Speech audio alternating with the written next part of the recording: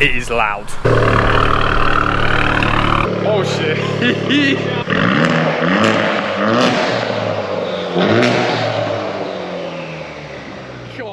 Today we are back at AP Tuning because we are getting the Honda Civic FK2 Type R onto the dyno. So if you saw the previous video, you'll know that we got the Sports Cat by Cobra and the Tegawa B-Pipe onto the FK2, and it is rowdy. The car is on the dyno, it's ready to rock and roll.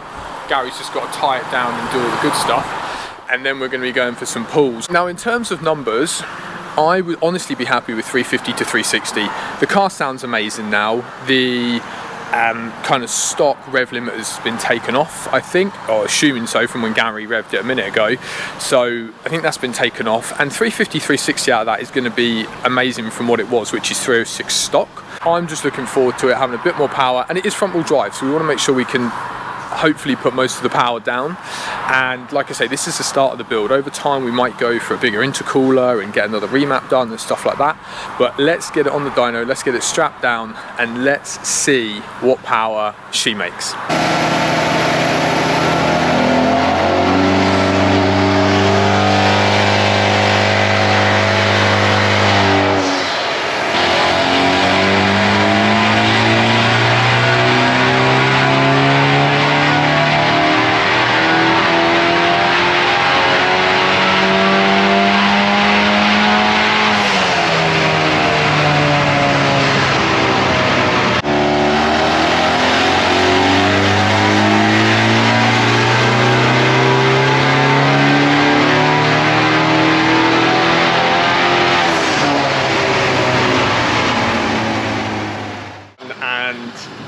It didn't make the power that we thought it was going to, but made as a max, if it's still up here, nope, this wasn't ours, this was someone else's. So we were comparing to someone else's max, so we made 300 and about 325.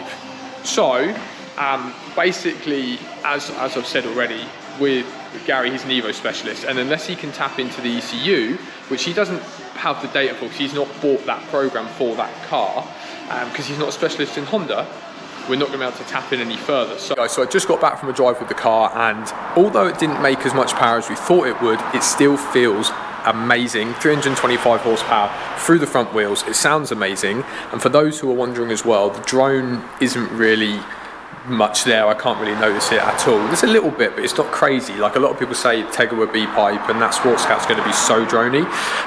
Honestly, fine. Something else that I also want to add is that because we fitted the Sports Cat today, it kind of needed to be tuned today, because otherwise it'd start throwing up loads of lights and it'd probably have loads of issues and it might not run optimally as well. We got it mapped, so there's no warning lights, the car's running fine, which for me is the main thing here.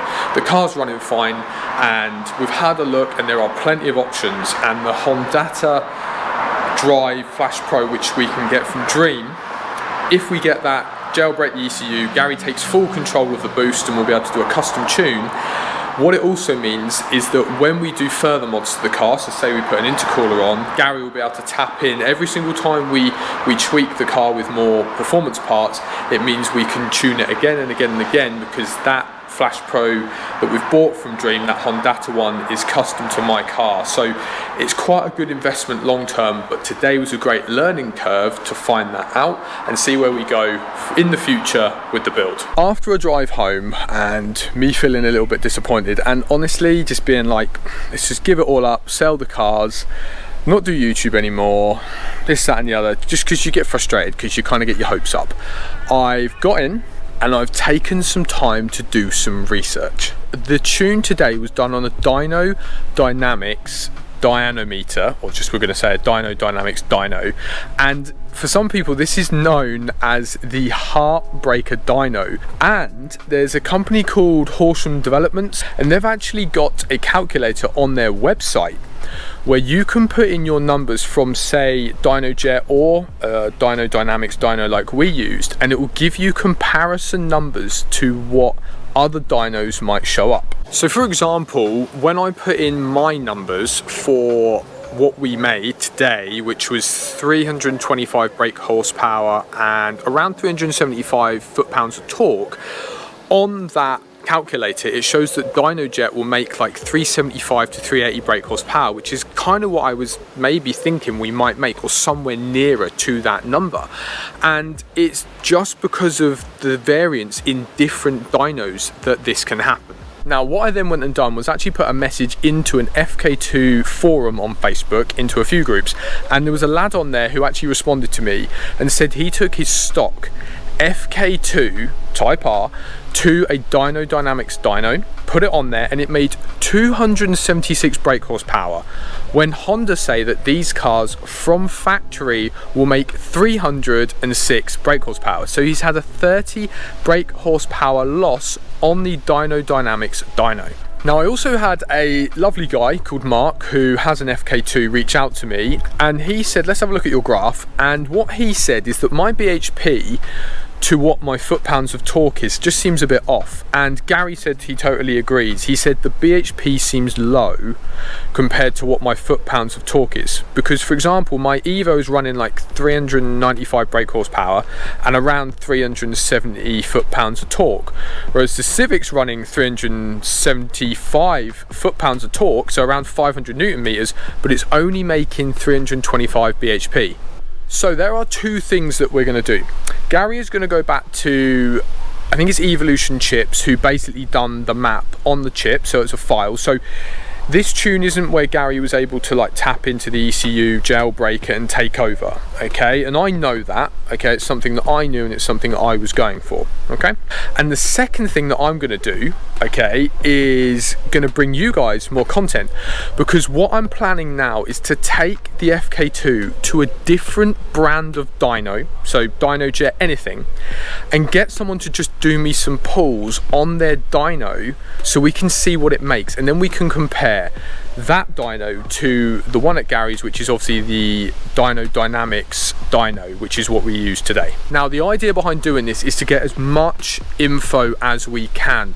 Are different dynos giving me different results? Okay, so that's the idea behind that. That's going to help Gary with the tune, maybe help Evolution Chips with stuff as well. There's loads of things that we potentially can do here to improve things. And obviously if we get a different power number on Gary's dyno to say Dynojet, if that's the one we use, or whichever one we use, we know that it's a dyno thing, it's not a tuning thing. I'm just trying to gain as much information here, give that back to you, and hopefully if anyone watching this can give me any tips or tricks like Mark has, then please drop me a comment and let me know what you think might be going on. Now, what I want to quickly say as well is the guy who said to me that he made 30 brake horsepower less on a stock FK2 on the Dyno Dynamics dyno like we use today, that is information that I've got from him, so I can only relay back to you guys what I'm being told. So there might be some of you who have used Dyno Dynamics and have said